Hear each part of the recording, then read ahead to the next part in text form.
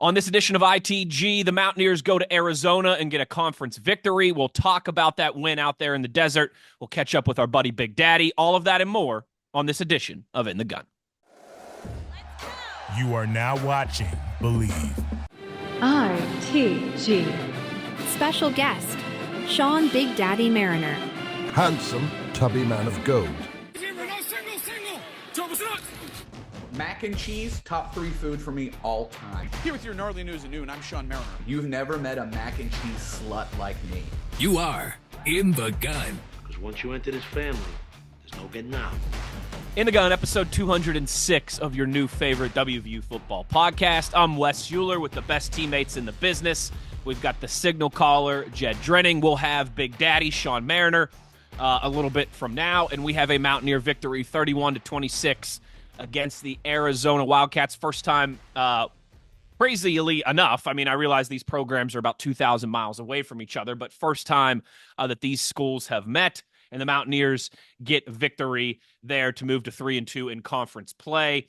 We will get into all of that, obviously, on this edition of ITG, brought to you in part by our friends at Bet Online. The game starts here. And Jed, like I said, first game for the Mountaineers and for Arizona. We'll get into this in greater detail with Big Daddy, but just kind of initial thoughts of your first trip out there to Tucson. It was about a 4-hour flight. We made better time than we thought. And West coming back, we made it back with a tailwind in less than 3.5. Yeah. I mean, that's something Tony and I were kind of monitoring. So, yeah, the travel to Pittsburgh was kind of a bump in the road. And what time did you land? About 4 a.m. on Sunday today as we record? I'm trying to remember because we had to land and bus and this and that. But I think, seems to me, we might have landed in Bridgeport around 4, got to Morgantown 5-ish. I ended up, I took a picture. I rolled into my driveway at 7:10. And to be honest with you, Wes, it just took me longer than normal to get home because I had to pull over a couple of times. I didn't want to do anything silly and dangerous, the flight itself wasn't as long as we thought. We were on the plane for quite some time before and after, but and the heat, the way that stadium's structured, it kind of surprised me. And I need to ask Rod or somebody on Rich's staff, who was there at Arizona.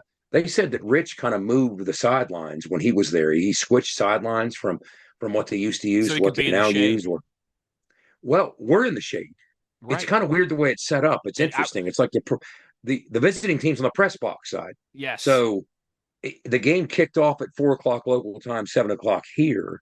And by the time I got down to the field, there was some sun on our sideline, but not a lot. It was almost shade the entire. I really didn't need sunscreen, and I brought a ton of it. But so as a result, the heat, it seemed more oppressive earlier in the day, making our way to the stadium to me, than it was actually during the game in the shade. So it was warm, don't get me wrong, but I don't know that it was like even Stillwater warm because of the shade. So, but it's always interesting to head into a new venue. They had a nice crowd. They had a nice turnout. It was family day. It's kind of a unique animal, and it's something we can't really relate to. Some of these West Coast teams, Coach Wallace coached at Colorado, and he says they're a lot of the same way.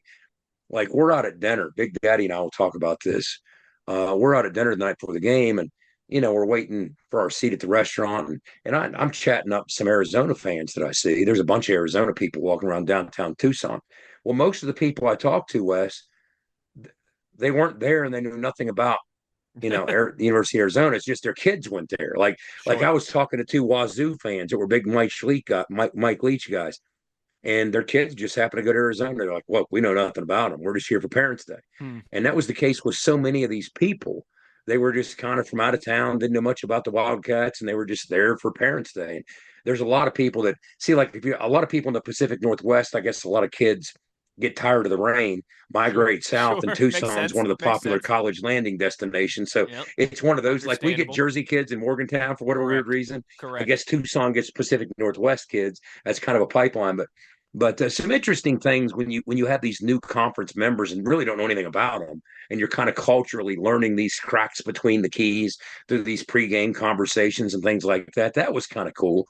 And but yeah, it was a good crowd. It was a really good crowd, and there was some energy early on. But they didn't seem to be as inclined to turn into boo birds as Stillwater was, but there was some booing. I mean, when we got that big lead in the first half, there was some booing, but it wasn't really until the second half that one half of the stadium started to file out, and the other side, look, a good part of that crowd stayed for a lot of that game, even when we were up 31-13.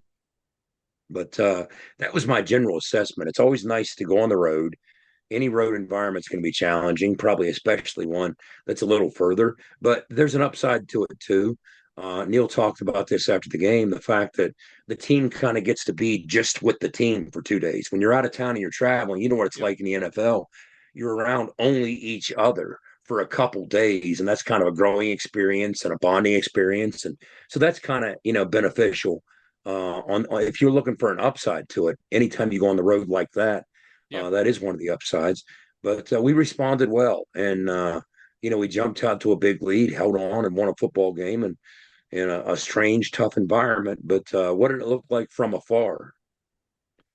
Well, it's funny, that you mentioned the sideline thing because, again, I mean, anyone who's listened to this podcast for longer than 5 minutes knows that I, work in the NFL, work for the Steelers every Sunday. Well, in this case, Monday. That's why we're dropping this episode a day early, by the way. Big shout out to Jed for recording this on Sunday because I woke up today, Sunday, as we record this, and I went, oh, crap, we can't record tomorrow night. It's Monday Night Football. Steelers are playing the Giants. I'm going to be rather Thinking of them occupied. the flight.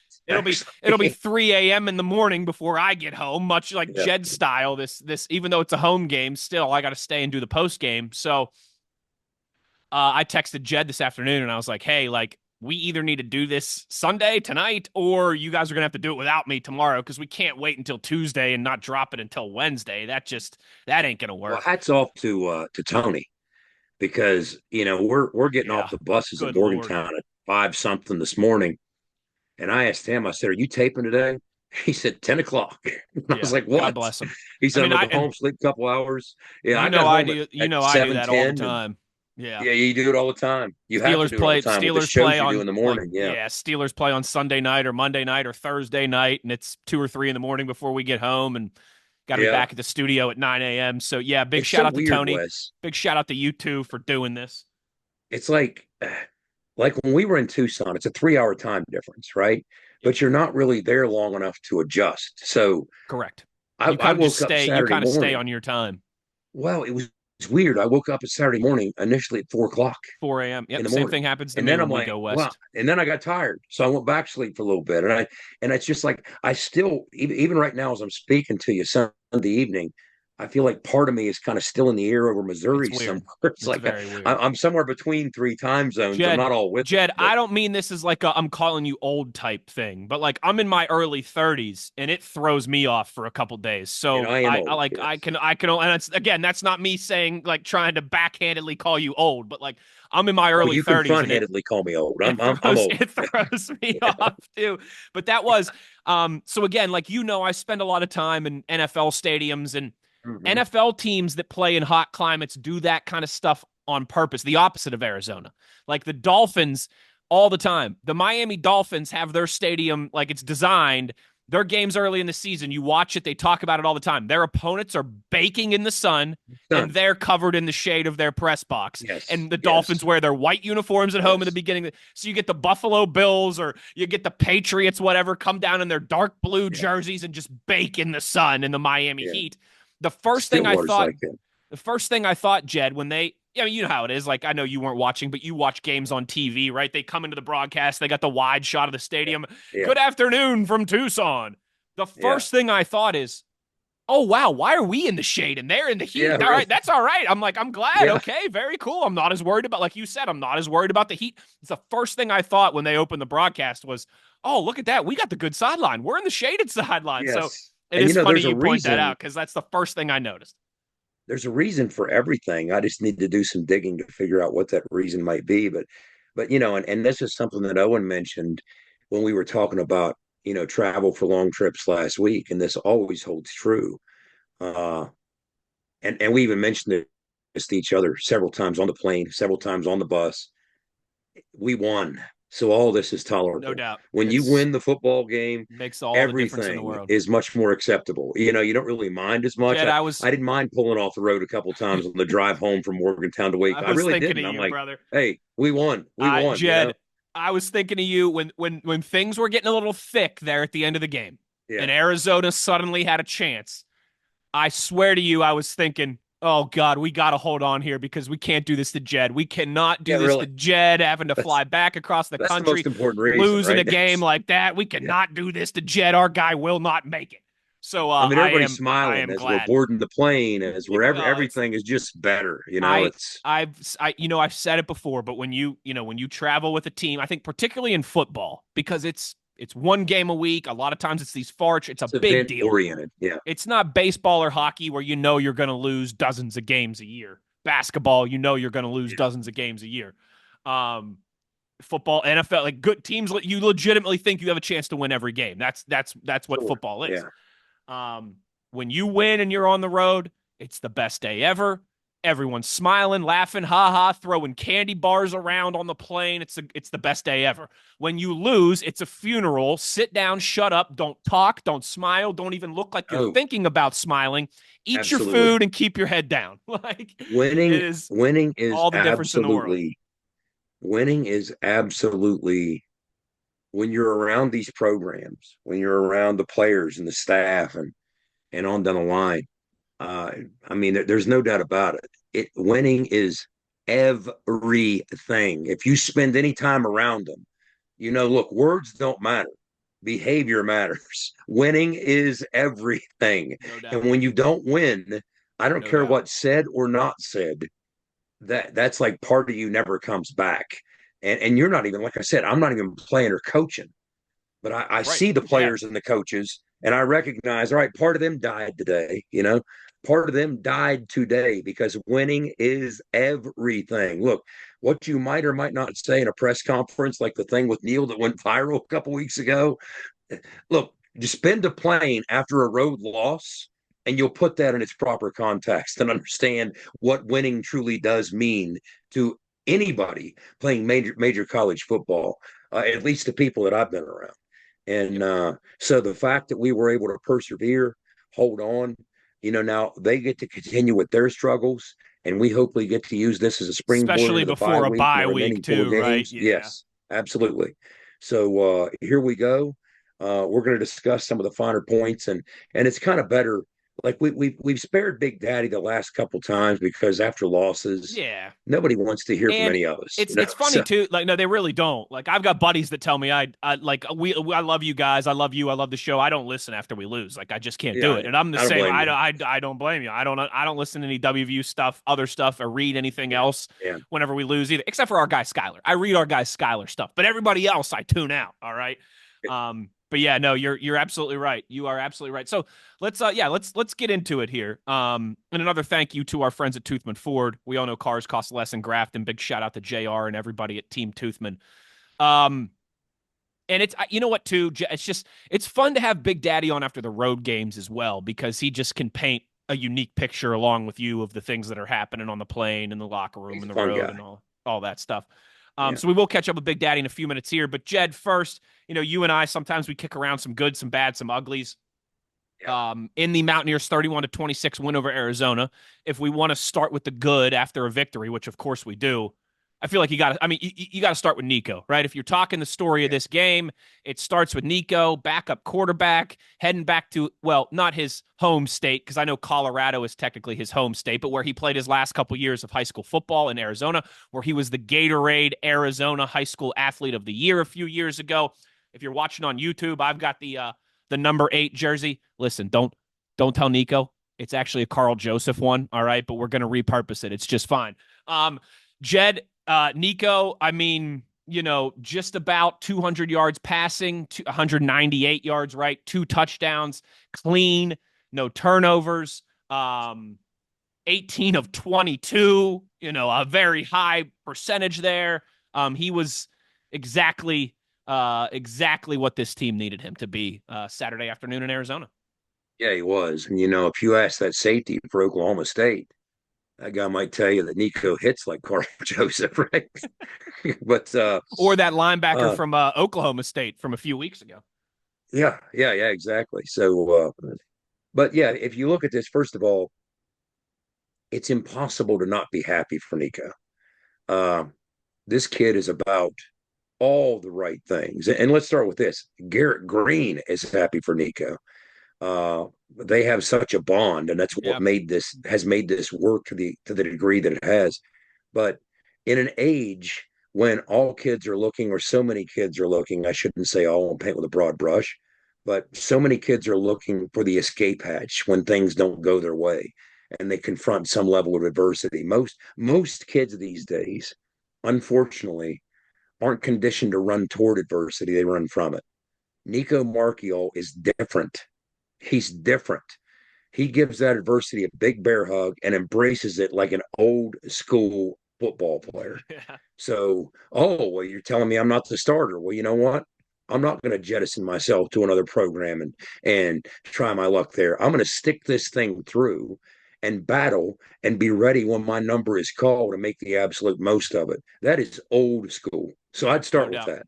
No doubt. So it's impossible, just because of the nature of who Nico is and what he's about, to not be incredibly happy for him, to not just get an opportunity like this, but to make the absolute most of it. So I would start with that. But as I'm watching tape today, there were a number of things that stuck out to me. I mean, first we'll talk about offense and Nico, but the things that stuck out to me were the physicality of the tight end room. And we're taping Yeah. on, as I come to learn today, National Tight End Day.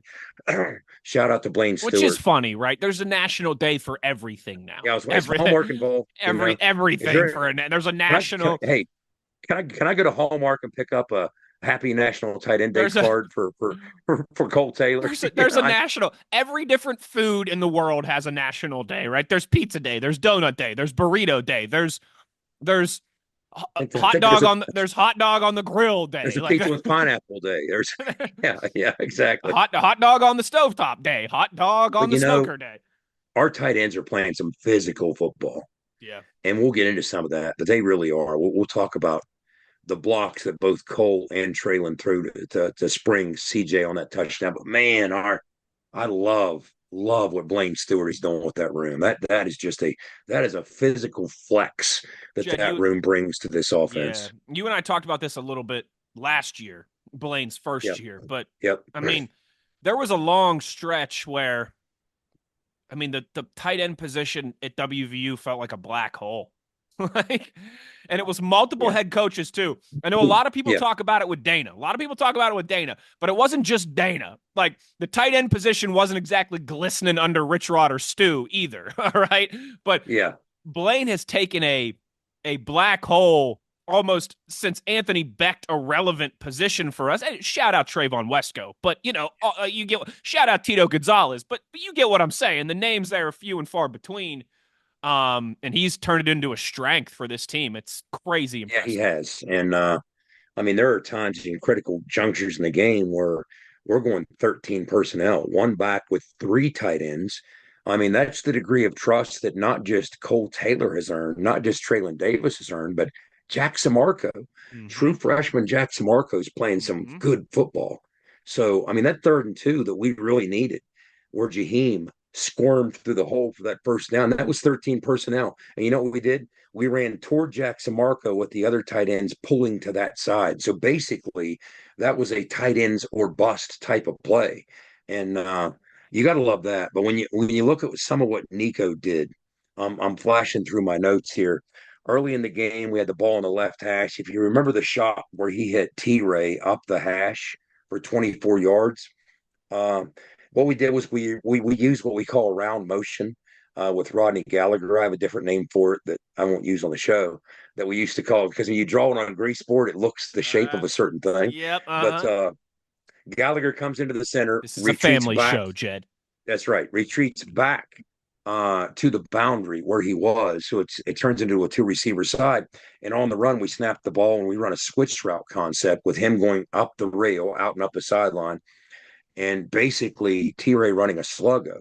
Well, what happened was that motion that we used to push to the middle, Arizona had one free safety setting high, and he was to the wide side of the field, kind of offset. Mm-hmm. And if he thought about giving some help to the short side, that motion might have changed his mind at the last second.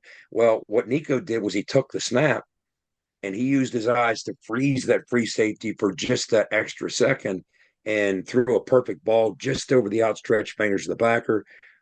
T-Ray leaps for it. Nice 24-yard shot. So that's something that I was impressed by. We had a 3rd-and-9 situation also early in the game. They went man free. Arizona did, with a deep free safety, almost playing defense with 10 guys, I like to say. And they ran a blitz out of it. We had twins to both sides, basically a conventional spread rip formation. Well, that inside backer blitzed, triggering a hot read by Nicco. And this takes reps and it takes experience. Yeah. So Rodney Gallagher in the slot comes off on a hot slant, and you got a safety over top of him playing really deep. It's 3rd down and 9. So the safety's thinking, hey, I got the slot man. If he pushes vertical, he's parked at 10, 11 yards deep.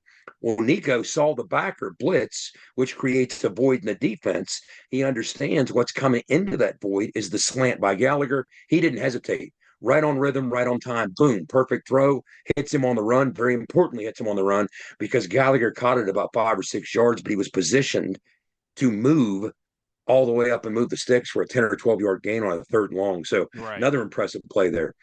Tight end screen. We tried a tight end screen to Cole Taylor, and this looked like a very disjointed play when you go back and watch it because you had, of course, screens are the O-line punching for a 1 or 2 count and letting them run free as they move. Well, the punch happened, and here comes the whole D-line running clean. Well, the issue was, as Cole Taylor starts to slip into the flat on the screen, he got collisioned by one of the defenders. The defender wasn't really diagnosing the screen as much. He was just pushing upfield and happened to collision Cole Taylor. Well, look, I've been in that situation where you're running a screen and hey, nobody's blocking anybody. This better work. Or here I am with 4 guys bearing down on me. Well, Nicco, he really kept his composure. Did a great job.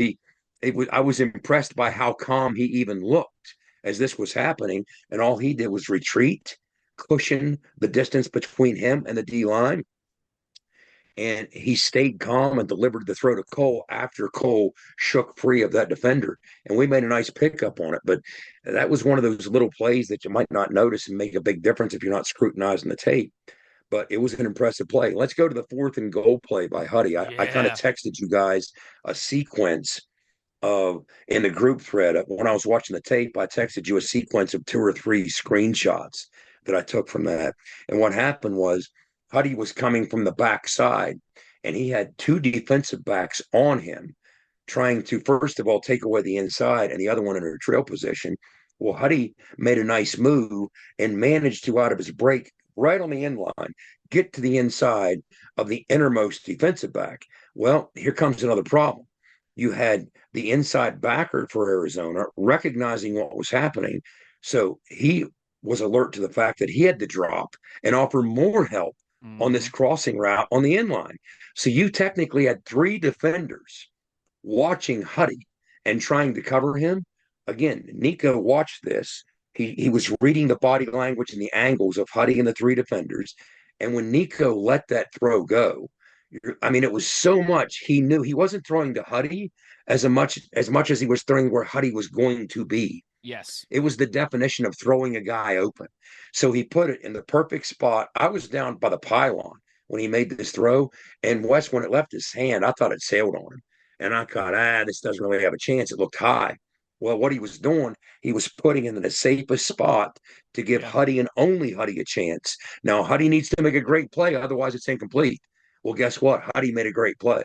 So great throw by Nicco, great anticipation, great ball placement, and an incredible. It's an NFL throw. Like, I don't say that lightly. It's an NFL throw and an NFL catch. That's an NFL throw. Yeah, and an NFL catch Huddy too. You're absolutely right. On the inline, makes a great catch. Again, Arizona, tip to cap to Arizona. They had that well defended.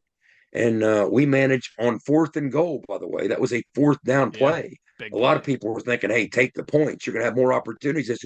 Well, to Neil's credit, he rolled the dice. Last week, we struggled against Kansas State on 4th downs. This week, we had a lot of success against Arizona, and that was one of them. We had a situation early in the game, Wes, where, and I mentioned this to Neil in my halftime interview, We had 3 touchdowns in the first half. All 3 of them were on 4th down. Yes, they I were. remember the last time I saw that. That's So, rare. yeah, that is rare. And then there was, and this was kind of impressive too. This is what impressed me about Nicco. So much of it doesn't show up on the stat sheet, and that's what I want to talk about. And this is one of the plays that kind of highlights that. We had an RPO on, and in this version of an RPO, this run pass option, it was either a give to CJ or we had a stop screen to the trip side, wide side, right? We had a 3 receiver set. Yeah. So Nicco can determine either I'm giving to CJ or I'm throwing the stop screen that's attached as a pass element to this run play. Okay. Well, what happened was we had a high snap by Brandon. So the snap's high and it knocks the timing of the play off. Nicco did a good job to go up and get the snap. By the time he came back down, it crossed his mind and he quickly realized I have no chance to make this handoff. Okay. Because CJ was already past him. So he's like, well, maybe I can get the stop screen out there. Well, Nicco's trying to get the threads to throw the stop screen. He sees the flat player buzzing the trips flat. And he's like, I don't got to play over there. This is where Nicco's football IQ kicks in. Yeah. In that fleeting instant, he has to make a decision. Guess what he did was he ran the ball and picked up 15 yards. But guess where he ran it? This is where his football IQ kicks in. The run play piece of the play was a stretch play left. Okay. So Nicco quickly realized I'm not just going to run it. I'm going to run it where CJ would be running it Right. on the stretch play. So I'm going to follow the flow of the blocking scheme. And I'm not just going to get, all of a sudden frantic and go north and try and make the best. No. Sure. He took off to the left as if the stretch play was for him, found a hole, found a seam, picked up a block from CJ, and as a result gets 15 yards again because of his overall understanding, not just of the offense, but of the game of football. So high football IQ, that doesn't show up on the stat sheet. It only so shows up as a 15-yard pickup. Now, I would say this, hold on to the football. That got a little dicey on that play that was where he fumbled, right? We had a couple fortunate bounces on some fumbles. We did. We were due because the bounces have gone against us, but we had a couple fortunate ones. You are absolutely right. So maybe we should put that, very nice Jed. play. Maybe in the good category, we should put some bounces too. That's right. Some bounces, some lucky hops, and even some reviews. And a fake field goal too. I mean, and a fake field goal. Yeah. So great play by Nicco to be that alert. Rescues us with the snap, catching it, quickly understands what's unfolding, and I'm telling you, a lot of quarterbacks will just take that ball and say, "Well, obviously I got to run it. I'm just going to hit the nearest A gap and go north." Sure. But he didn't do that. He followed the flow of the blocking scheme. So, and then there was one play where he stepped up, and again, this might have been a 4-yard gain, where he has a great pocket presence, and you'll see him kind of shuffle and shift. Mm-hmm. And he stepped up not once, reading the secondary and avoiding the flow of the pass rush, not twice, but a third time. And the third time he was ready to take off, but then he saw his check down and hit CJ for a 4-yard pickup. I'm like, again, 4-yard gain. But you know what? He kind of avoided 2 possible sacks as he's shuffling in the pocket before he stepped up a third time and hit that one. So that was nice to see. Now let's talk about this 3rd and 9 in the 4th quarter, this big conversion. Mm-hmm. We're on the left hash. We motion trips to the right. In other words, we have trips to the boundary and to the wide side of the field to the right. We have a tight end attached and a receiver out wide.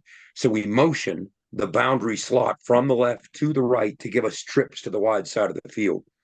Now, as we do so, Arizona, we call it banjoing their coverage. That's what we used to call it. Kick the coverage from one side to the other. And in this case, they rolled their coverage down to the wide side, right to the trip side. And as they did so, that free safety who picked off 2 passes last week against Colorado, this is kind of a playmaker when the ball's in his face, right? He is the guy who drops down to the trip side to play the hole for any potential crossing routes or choice routes or curls. So he drops down as the hole player to the wide side of the field. Meanwhile, what we're trying to do is get Huddy open on a dig route, which is a square in from the wide side right. He's outside right. So we're trying to get him to break off at a 10-yard dig route, a crossing route on 3rd down and 9. The protection has to hold up to give that route time to develop. It did. Nicco steps up in the pocket. He recognizes what's happening. And I always say that when you're throwing a square in or a dig, we talk in terms of quarterbacks talk in terms of windows. Okay. If you hit him right out of his break, when it's too wide for the inside backer or the whole player to do something, that's a first window throw, right? But you can also kind of use your eyes to get that inside backer or hole player to flow wide, in this case, wide right, and let Huddy bounce inside of that defender. That would be a second window throw. Well, in this case, Wes, Nicco kind of created a third window. He threw it over top of the hole player, and it was between the first and second. And if you go back and watch the tape, because I asked Nicco when we were doing our post game interview, I'm like, that dude got a finger on that, didn't he? And he's like, Jed, that guy got two fingers on that. And you look at it, he had maybe 4 or 5 fingers and had a chance. But Nicco lifted it and feathered it just enough that he couldn't make a play. And despite the fact that football was deflected, it still went into the arms of Huddy. Got some bounces, baby. We got some bounces, baby. Exactly. Yeah. Just as you were saying a minute ago, those lucky hops were going our way. And that's kind of one of the things Nicco said in the post game. He's like, I prayed a lot this week. You know, that kind of kicked in at that moment. It felt like I did a lot of praying. Arizona, forget practice. Just you got to pray more. All right. That's how Nicco got you. Yeah. So, and then we had the touchdown to T-Ray. Now, a lot of people are going to be impressed by the accuracy of the deep ball in the throw. But again, I'm a quarterback geek. So what impressed me far more was that subtle little shuffle right before the throw, that crow hop to avoid the pressure coming off the right edge. Because Arizona has pretty 2 talented edge rushers. And our tackles did a decent job holding it up against that. Nick Malone, and shout out to Johnny Williams. And pass pro, Johnny Williams did some good things. I think there's some work to do in the run game. Part of that's just a strength deficiency where he will get stronger and become a more dominant player. But in the pass game, they both kind of held up. In this case, Nicco shuffles up. He's getting pressure off the right edge, shuffles up to create that extra beat to help T-Ray kind of separate on his routes. Now, we spent some time in our Garrett Green episodes this summer, Wes, talking about Tyler Allen. Tyler Allen put them through drill work and said, look, there have to be times that you throw them open in terms of, yes, sometimes when you're going with these deep throws, it might sound counterintuitive, but you don't always make the throw as vertical. Sometimes you got to flatten it out and push them across the field away from the defender. If a defender has them capped on the route, and in this case, Wes, that free safety had this post capped. So what happened was we made one of those throws that Tyler Allen has talked so much with Garrett and with Nicco about making, and the drill work showed up. And that's what allowed T-Ray to separate, make that play, and not only make the play, but somehow keep his feet and get into the end zone. So great play all around for everybody. And then one of the other things that finally I'll talk about, when you look at how this shook out at the end, we got the lead back 31-26. And offensively, there's 4:35 to go. And how many times you heard us talk about 4-minute offense, right? Well, obviously, there's times this year we struggled with that situation. Well, you know, to Neil's credit, he was more aggressive out of the gates. We threw the football a couple times, and we didn't go into a shell. Well, we ran the ball out and gobbled up the last 4:35. A couple things stood out. One of them we mentioned earlier. The first sequence came down to a 3rd and 2. We put 3 tight ends on the field. Jack Samarco left, and you had Cole and Traylon to the right, pulled them, and in behind them comes Jaheim to squeeze through for that first down. Well, next thing you know, there's another 3rd down that we need to convert. And this is kind of with the game on the line because Arizona's in a bad spot with their timeouts. And just who we think is going to step up, just who everybody thought was going to step up in this moment. Yeah, that's right. It's 3rd down and 7. And it's not as though there seems to be this misconception that we kind of targeted Jalen on this route because nobody expected. No, that's not what happened. What was more impressive about what Nicco did, we were trying to move the sticks, and Huddy was running a route at the sticks because we had 2 receivers to that side. Well, what ends up happening is the inside backer sits on that route by Huddy, but also, Wes, the flat defender to that side cheated inside to help out with the route by Huddy. And guess why Jalen Anderson was just open enough on that flare route because that flat defender cheated inside a hair to help out with Huddy. Nicco, you can watch it on the tape. He's eyeing the defenders as they drop in the zone and take Huddy. Really and he's like, nope. And I'm telling you, Wes, people do not appreciate, understand. Coach Wallace and I talk about this all the time.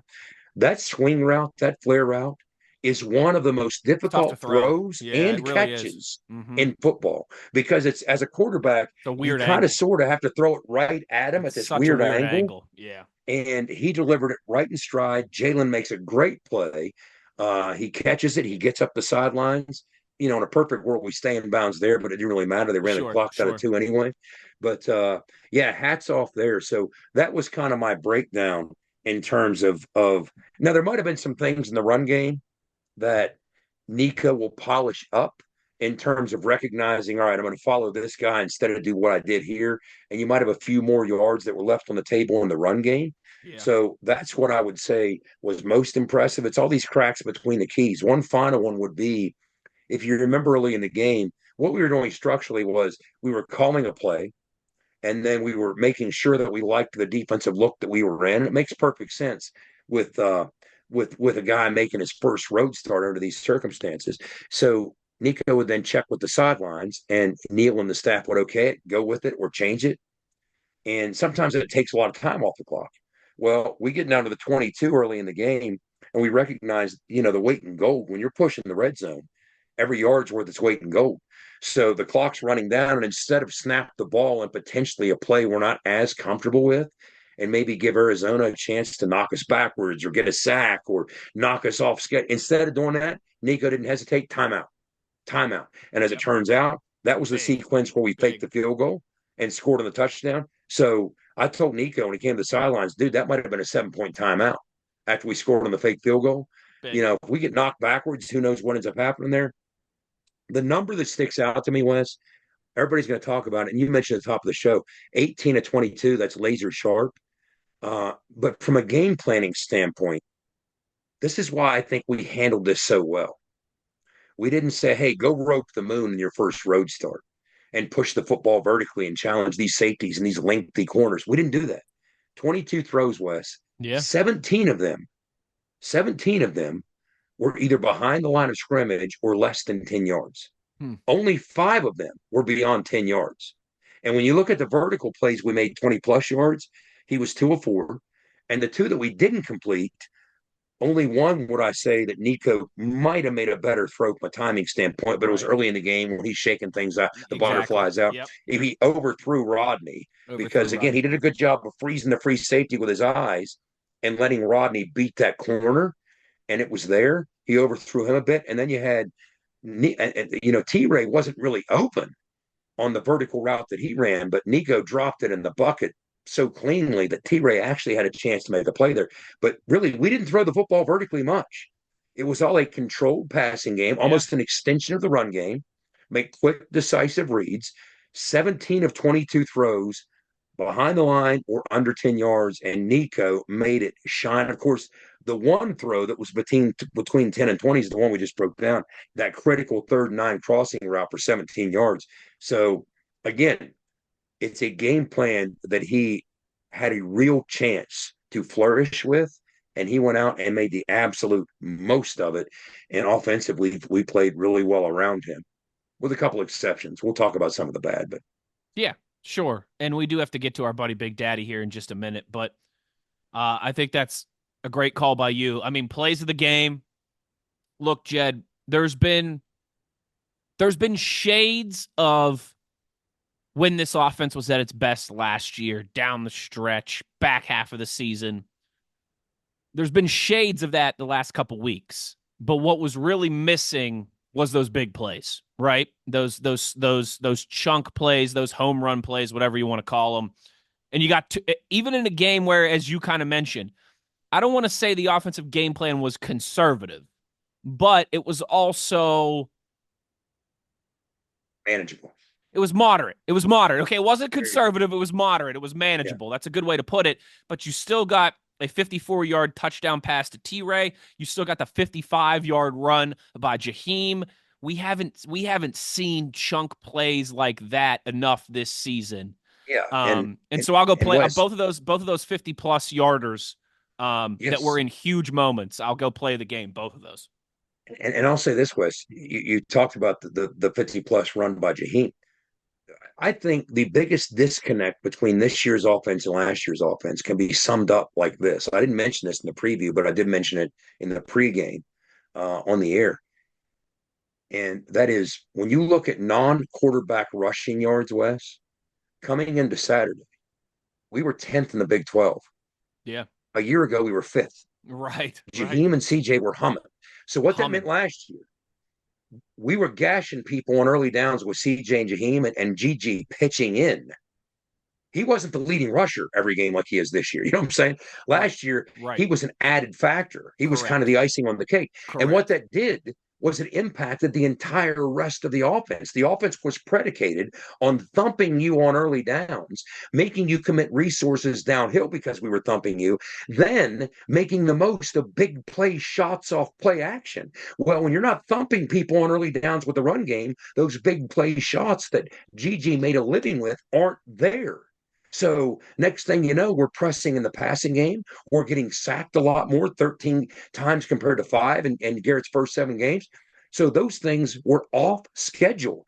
I think a lot of Garrett's struggles that he encountered against really good defenses were in large measure because we didn't have that run game with CJ and Jaheim to lean on.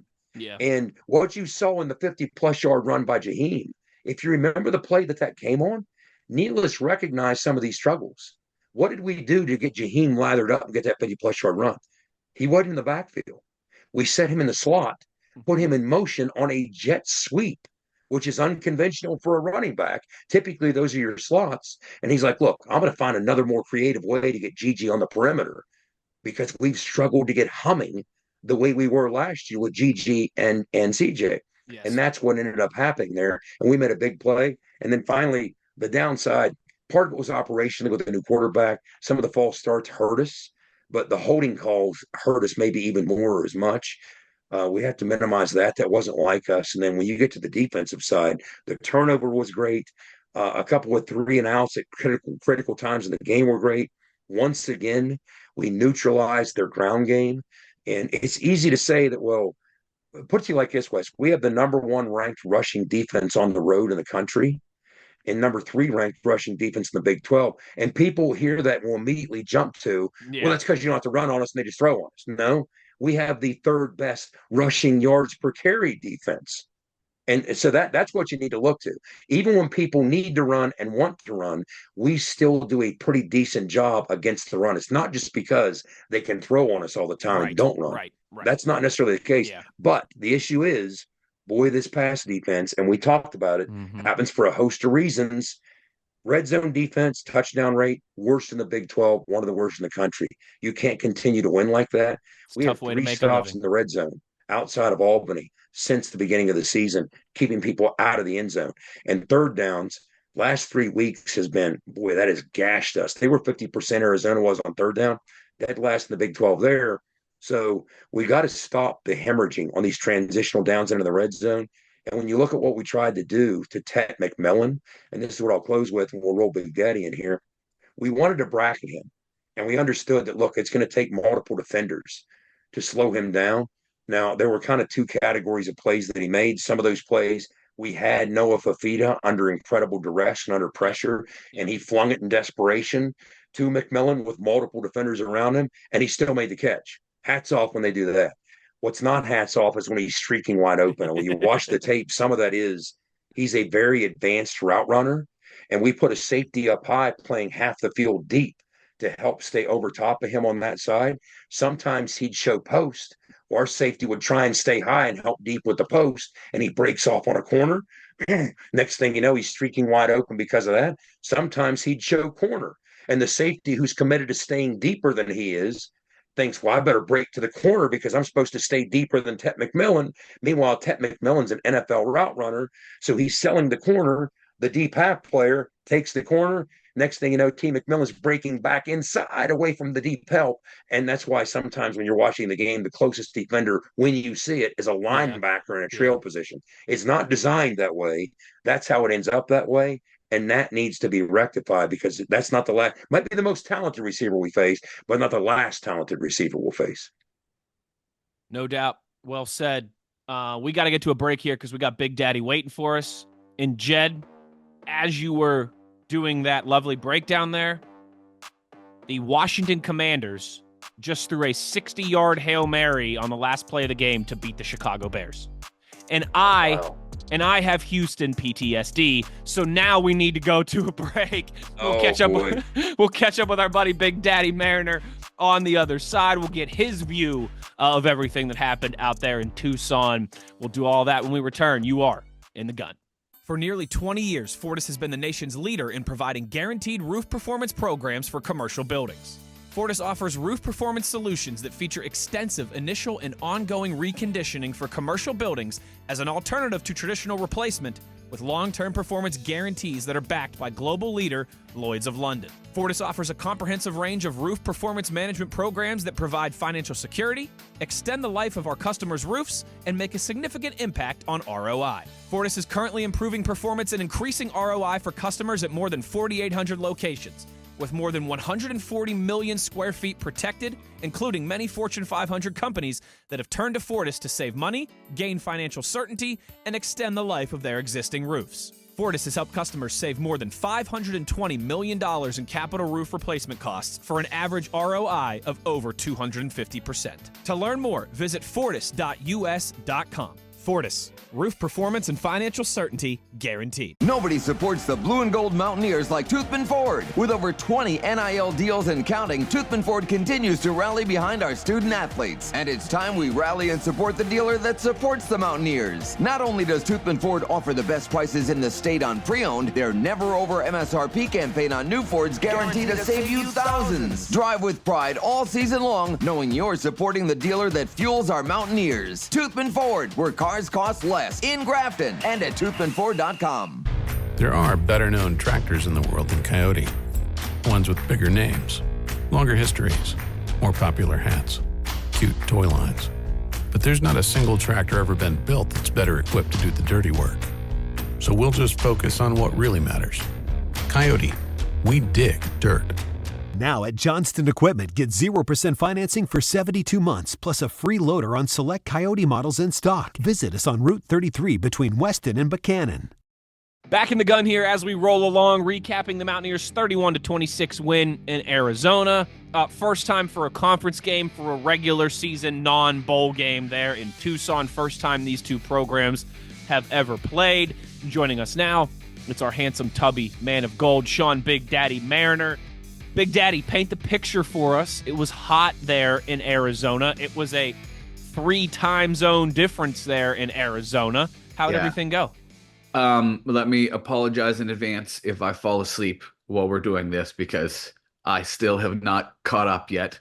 It was wild, man. I've been West Coast. I've been in the Pacific time zone before multiple times, but never for 24 hours and back. And let me tell you, when that screws with your system the way that it did, yes, it was hot. What did it get up to, Jed? Did it ever crack 100, or was it just high? Real quick.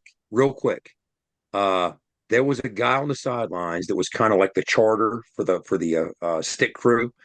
And those guys are always local guys. So during one of the timeouts, I'm just chatting it up with the guy, and he was an old dude.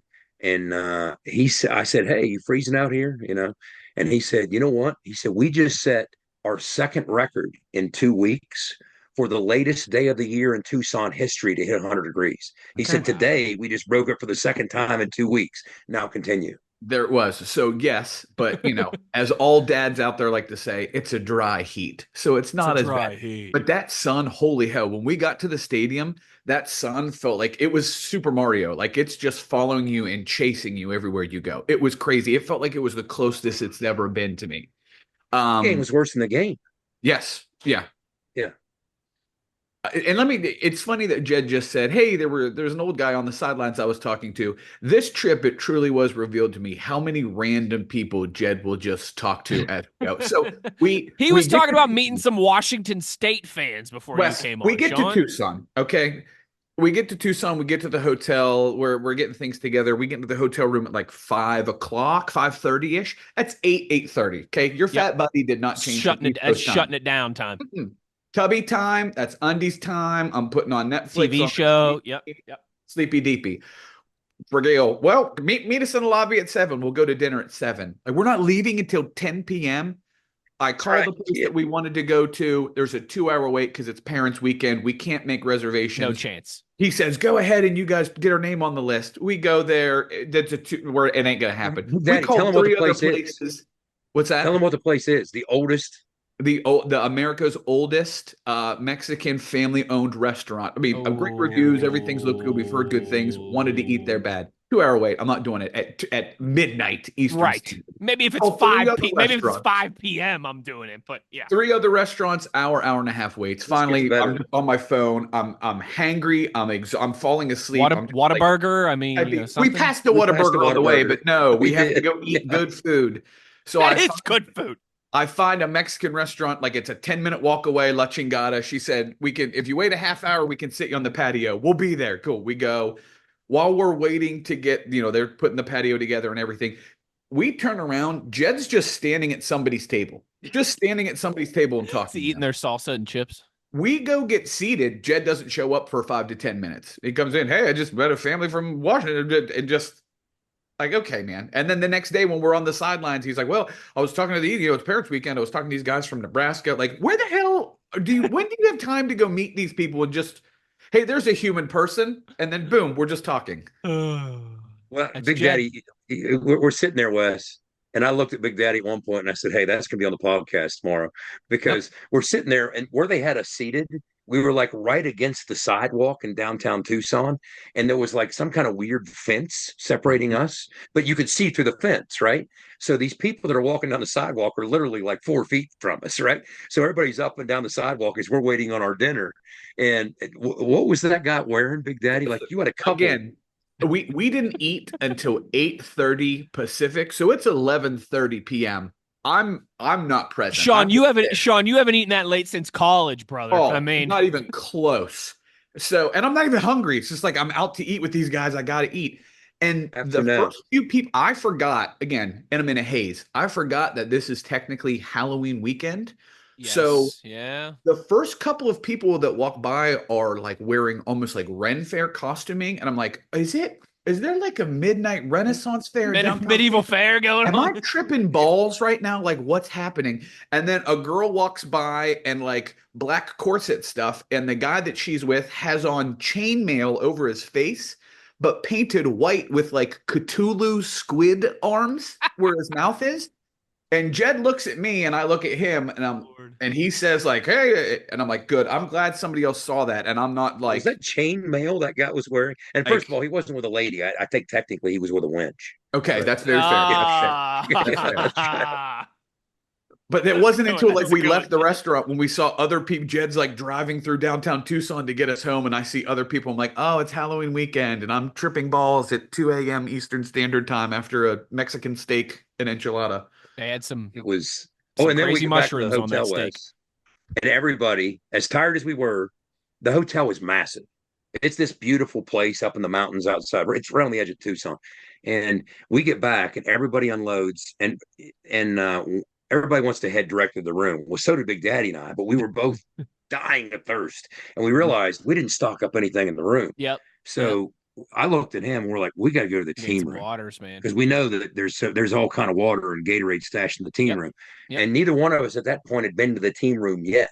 They were just like, hey, team room's over there. Team room's Listen, over boys, there. I've done this many a times, although I will say I've probably been a lot more beers deep than the two of you, because I know you're much more responsible gentlemen than I am. Sleep deprived. I might but have. It's a similar I'm kind of peyote state, at this point. Like, I don't know. It's a spirit we didn't quest. care.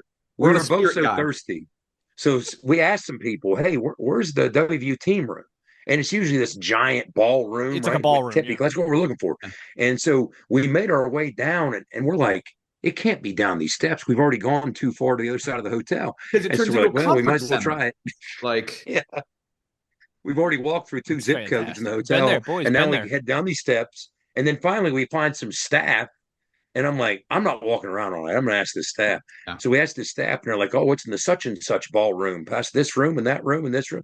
And we found it all the way at the end. It was almost back in Tucson. It was literally at the end. You guys were of down the in hotel. Tempe, I think, at that point. Well, the Yeah, I think first we might place have we been. got to, there's a giant ballroom and the doors are open. We're like, oh yes, dude, we nailed it. And we walk in, and they're like Nothing. stacking chairs, and there's way too many tables. And Champagne when Jen and and I wine. turned to our left, there's beer and wine. We're like, oh, this okay. There was a wedding, so I Or guess 2 weddings in we the gotta hotel. I keep on think 2 going. weddings.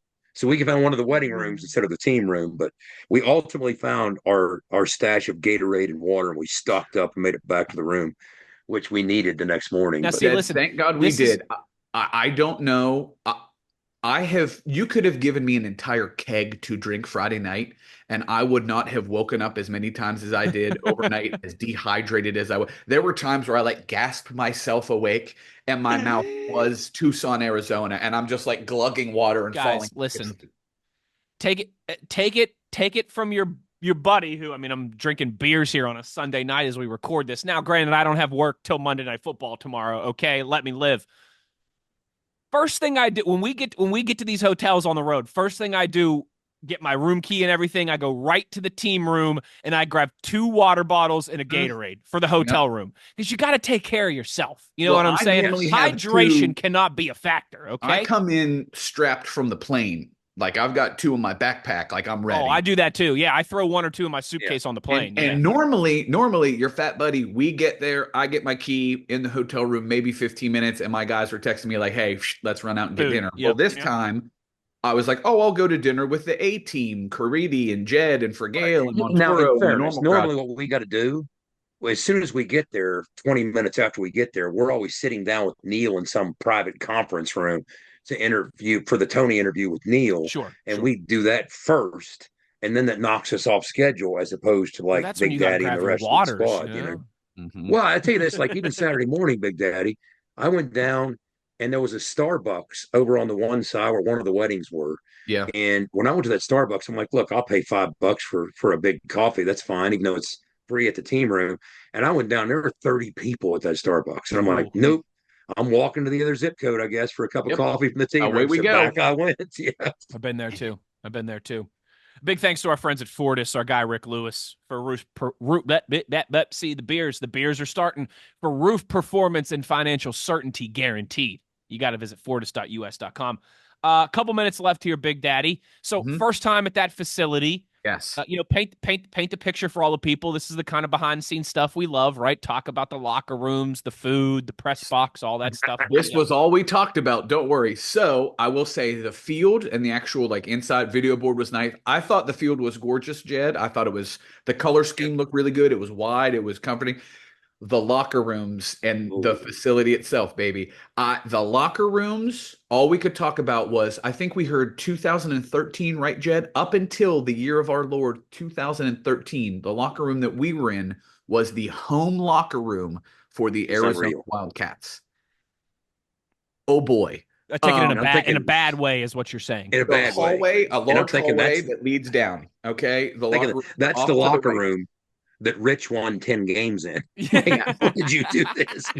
The hallway is like an aqueduct. It is a curved pipe that you're walking on that's been carpeted. There's not a flat piece of ground in the whole thing.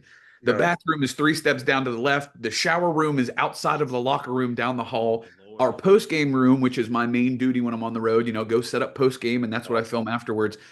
I walked to Mordor and back to find out where it was before I found out it was just past our locker room behind a giant sign that said, open this door, and the building exploded. Who were the 2 people whose office it was? Shout out to Sarah and Danny. Open this door and the building explodes. So I'm not touching it. I go to try to get in the press box. The woman says, do not come into this press box. Your credential will not let you. And I said, well, I'm going to go talk to a sports information director to tell me where to go. Well, they're not here yet. Well, could you call somebody and tell me where I need to go?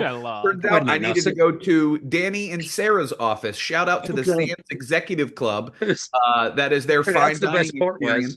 Good like Lord. sometime in the first or second quarter. I always need to know where it is because Big Daddy's down there running the whole show. But I got to coordinate some things with like get him back to Learfield, and I do the interview with Neil, or I sit there and tape it, and then the players and text them all back.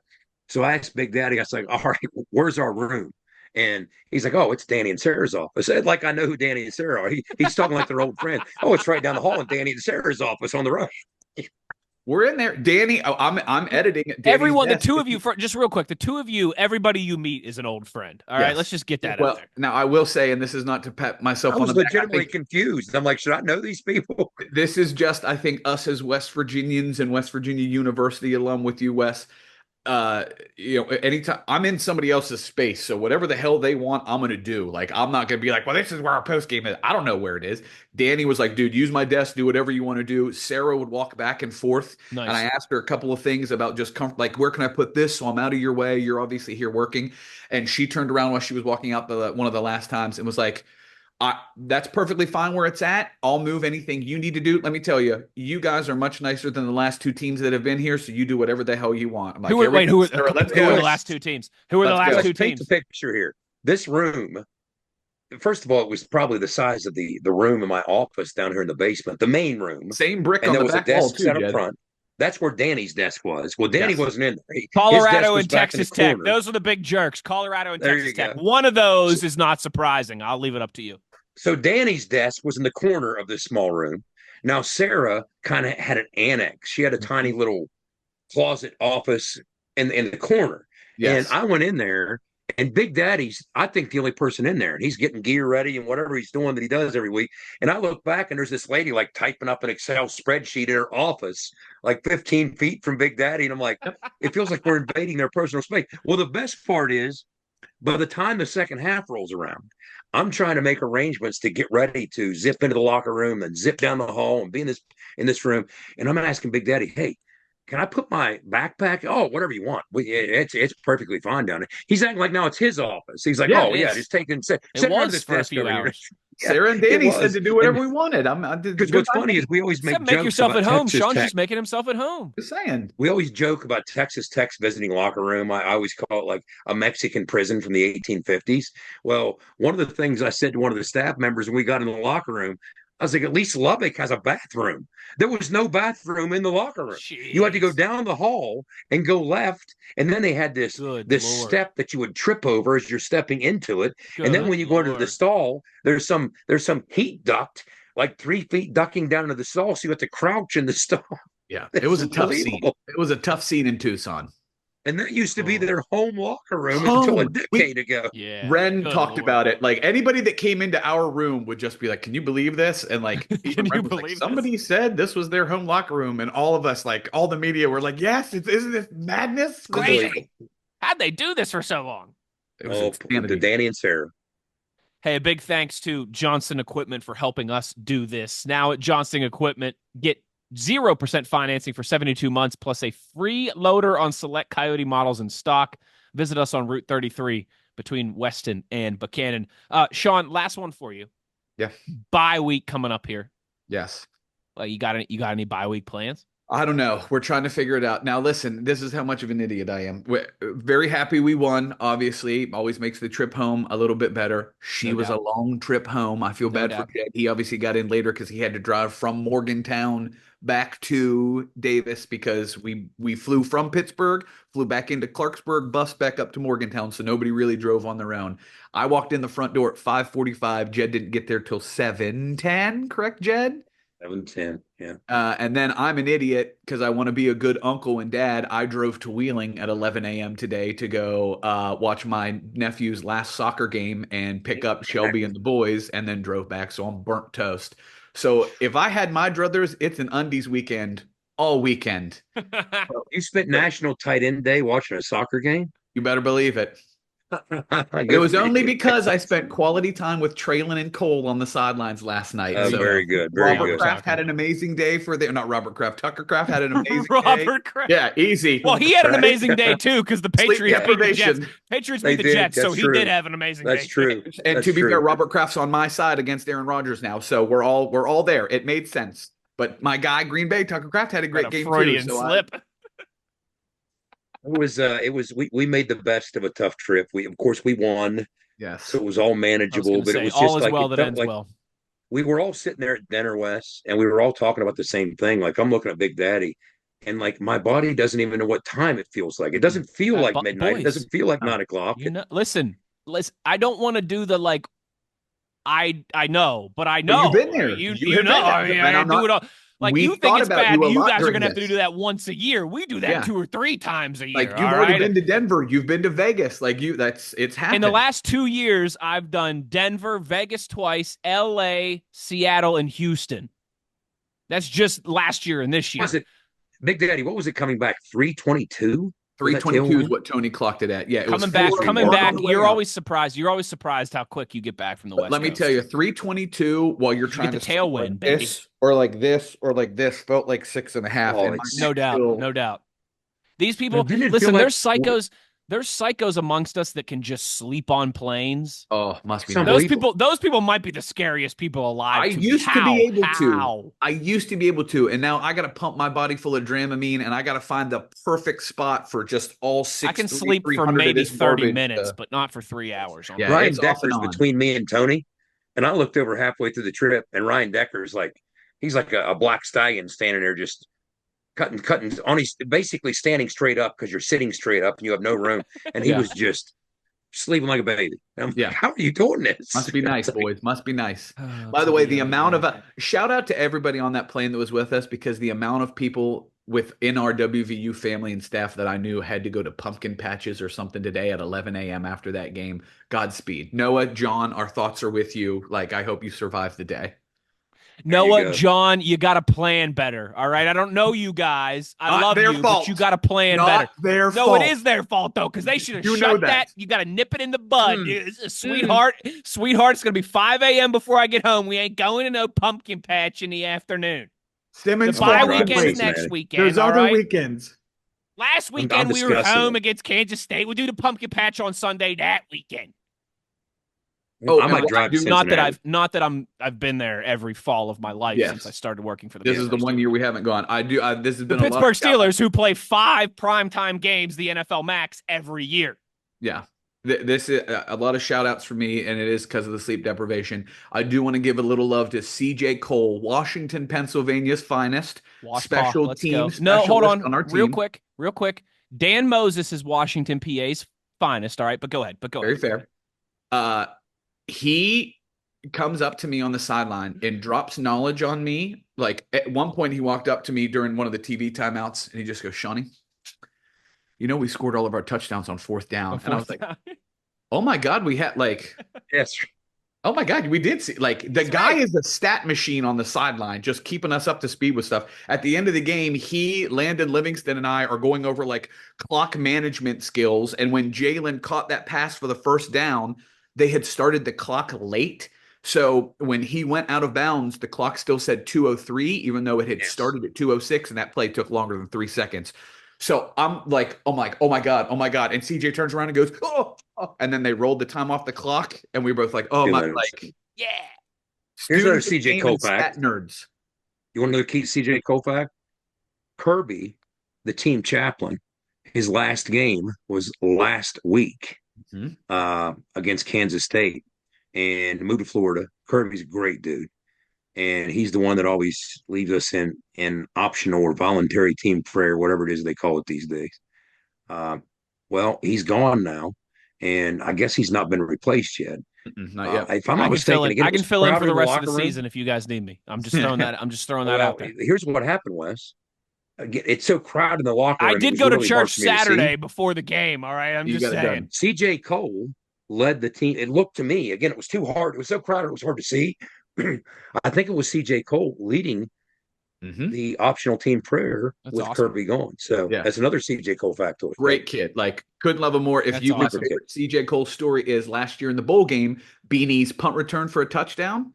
CJ Cole is the lead man guiding him into the end zone. And when they go into the end zone and score, I always make everybody watch the tape, because CJ came over to me after and goes, "Shawnee, did you see?" I was like, "Yes, I saw." He goes, No. Did you see what happened when I got in the end zone? I said, "What?" Beanie does the baseball celebration, everything. He goes, I didn't know what to do. I froze. And if you go back and watch the tape, CJ runs like into the end zone with him, and Beanie starts to go off, and CJ's just like, yeah. And then Beanie does the bat thing, and he's just like, yeah. He just panics and runs back to the sideline. Like, all right, CJ's a glue guy. He's a glue big guy. glue guy. Big glue guy. He's one of those guys that most fans might not even know his name, but in the locker room, everybody loves CJ Cole. And he's just such a great presence on that football team and means so much to so many. Yeah. And if you want a solid program, it takes guys like that to have the right culture in that locker room. You need a lot of CJ Coles. We had some fun on the sidelines this game. The big CJ Donaldson 4th down touchdown where he just strolled on in. I followed Nicco pointing like Babe Ruth. This is to put pressure on Ross Mara and Andrew Malowitz, our creatives for digital football, to make sure they include my footage in the recap. So we're just shout out Ross. We're Twitter buddies. Shout out Ross. I follow them off, and TD and Cole are just losing their minds. And Blaine comes running over. Blaine Stewart, our tight ends coach, comes running over, already has the surface, and it's just, boom, watch this. And just has the play on repeat. And Jed was talking about it at the start of the show tonight. Dude, Traylon and Cole hit the living crap out of those dudes. Bang. And Blaine's just screaming. And I went back, so I filmed them celebrating. Traylon and Cole are screaming in the camera. I walk away, and I see Blaine still standing there staring at it. And I walk back over, and I press record, and I go, show me again. And I didn't even get it done. He's just iPad perfectly angled so that we can watch the surface clip. Like, he was a proud papa after that touchdown right there. It's awesome. National Tight Ends Day. You got to love it. I also love how Sean says, our tight ends coach, Blaine Stewart, as if other than Neil Brown, the next head coach that every WVU fan could identify, Blaine Stewart. But that's why we love our guy, Sean Mariner. Sean, I have a half dozen wings upstairs, and Sunday Night Football is about to kick off. So I'm giving you like 45 seconds here. Okay. Because you mentioned Beanie Bishop there, and obviously we were poo-pooing Aaron Rodgers earlier. You a Green Bay fan, me working for the Pittsburgh Steelers. Worlds colliding. Just talk to me about how much fun, because I had a great time, how much fun you had watching Beanie pick off Aaron Rodgers last Sunday night. 2 times. You have 45 seconds. He has the first pick. I fall asleep. Old man, 2 kids. 2 kids. Great. Fine. I wake up in the morning, and obviously I'd look through some stories, and then I see the second pick. And not only am I thrilled to have seen him pick Aaron twice, but getting to see Devontae Adams full sail lay out to try and save the day. Why is he high stepping there at the end? I know. I felt for him a little bit. Did you guys hear Deshaun Elliott, the Steelers' strong safety this week? He was in his weekly press conference. He was like, we were all laughing at Beanie. Like, why you high stepping, bro? Like, that cost you a touchdown. You're trying to look cool. You're trying to look cool. Just get in the end zone. And then I see the post game interview, and seeing him. What I loved is, I can't remember her name, but the sideline reporter. Beanie's obviously a rookie, and not everybody's been around. I know Beanie's speaking cadence. We've been chummy on the sidelines with Jed, and when he just no shoulder on, I want to get him signed. And you can see her like, what do you mean signed by who? And he's like, Aaron. That's Beanie. And that's what I love. And as much as I appreciate what Aaron did for us, I truly do. He might be the greatest quarterback I've ever seen in my life, especially that played for the organization that I follow and love the most in the NFL. Now that he's moved on, I can hate him like everybody else. He was a Packer.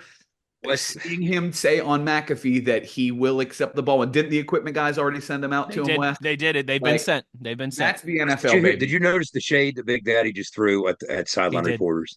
He dissed Melissa Stark. I mean, she's royalty among us. Come on, I didn't catch the name. I was there for Beanie, Jed. I'm there for my Beanie. But no, I thought that was amazing, and you couldn't love it anymore. Oh, absolutely. And I'm just saying, Wes, I kind of got you two, friendly. That's neither here nor there. That's a different podcast. That's, Well, Beanie certainly was the belle of the ball. I told this story on our recap episode from last week. But just, they were on the field, and then they're waiting for him. Like Micaiah Cherry, one of the Steelers PR people's like, Beanie, come on, they're waiting for you in the locker room. And then post game, Beanie's family's out on the field, and they're waiting for him out there. So it was awesome on Sunday Night Football, a game like that. Russell Wilson making his debut, Aaron Rodgers and the Jets at a crossroads. We just fired our coach and went and traded for Devontae Adams. The hype was there. The scene was there. And Beanie Bishop, I mean, he put I mean, I don't want to say household name. That's probably going a little too far. But amongst football fans now, everybody knows who he is. Name somebody else has 2 picks against Aaron Rodgers' career, let alone in the same game. And one more thing, just to put it to bed forever. You know, we get very protective of our West Virginia athletes. We get very protective of our own. Beanie has done this. He has done that since day 1, practice 1 at West Virginia University. So whoever put the tweet out was like, oh, he hit the Cam Ward. Nish, my friend. Cam Ward hit the Beanie Bishop, baby. That's Beanie from the OG jump. And listen, I know a lot of people were like his. I didn't hear it because I'm working the broadcast, but I guess his intro on Sunday Night Football, he said Beanie Bishop, the island, or something like that, and a lot of people were like, "Oh, he didn't say WVU," and I get, but I will tell you this: aside from me, Wesley Val and Euler, there ain't nobody in Pittsburgh that reps WVU harder than Beanie. All right, so just let our guy live and continue to enjoy the ride, and even Crowley. Yes, Crowley. It's Euler 1, Beanie 2, Crowley 3. Okay, I actually saw Crowley. Crowley's a Penn State guy at this point. That's know, right. But... Yeah, tell him. I saw him this afternoon, guys. Actually, funny enough. Happy belated birthday, Adam Crowley. By the way, happy belated. That's right. We do need to give a shout out to Beanie Bishop's godmother, because something tells me if Shannon Bishop picks off Aaron Rodgers 2 times, it's a big deal, but it's not as memorable to the average fan as Beanie Bishop. No doubt. Beanie. Everybody remembers Beanie, right? No doubt. He was asked about that this week, too. Like, hey, you're at the point now, like some name recognition. You sticking with Beanie? And he was like, oh, yeah. Like, that's it. I'm sticking with Beanie. But he's like, the only person that calls me by my government name is my mom when she's mad at me. They said his godmother called him her little Beanie Baby. That's I guess where it came from. That's the same story he told this week to the Pittsburgh Steelers media. So yeah, big one Monday. This podcast will drop on Monday. Let's see Beanie do it again, and then Zach coming back here much sooner rather than later as well too. So plenty going on. Thanks to our buddy Big Daddy for joining us and giving us his time here as always. To Skyler for putting this together. To the beer truck Big O, and for the signal caller Jed Drenning. I am Wes Euler. The one thing we ask of you, as I knock my microphone out of the way, the one thing we ask of you as always is to be an ear and tell an ear about your new favorite WVU football podcast. Slower couple weeks here, but we'll still have Phil Steele. We'll still do just a bye-week episode next week as well, too. So we ain't going anywhere. You know where to find us, as always. Thanks for listening. Take care. You've been In the Gun. ITG. The fun doesn't have to stop here. Be sure to hit subscribe and never miss an episode. If you have any questions, suggestions, or feedback, be sure to follow us on X at In the Gun Podcast.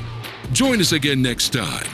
Until then, tell an ear to tell an ear about your new favorite WVU football podcast.